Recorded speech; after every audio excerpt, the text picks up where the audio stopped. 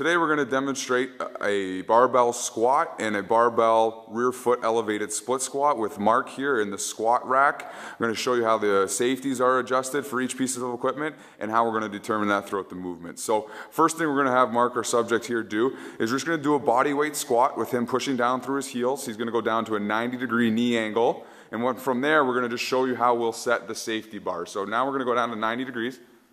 And when he's at his shoulder height, you'll notice that these safety bars are directly at that shoulder height and they are now set in place.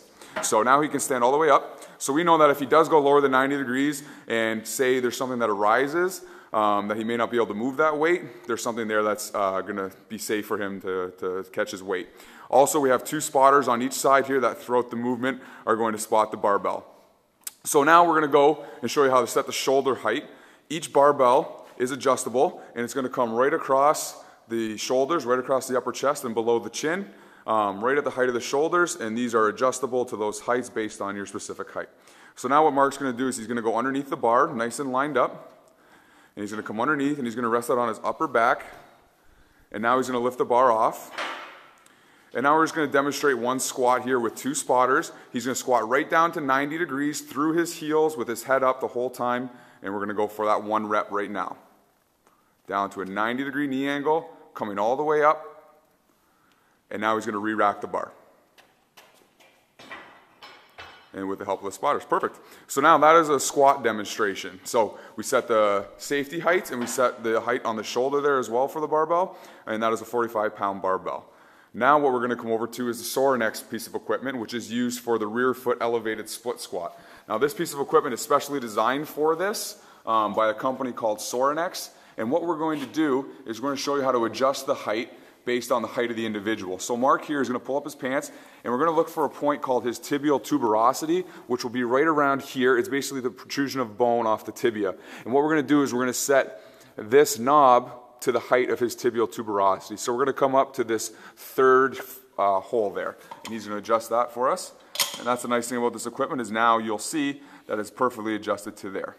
In this demonstration, we have two weight plates here that are going to judge the depth of his squat based on his tibial height.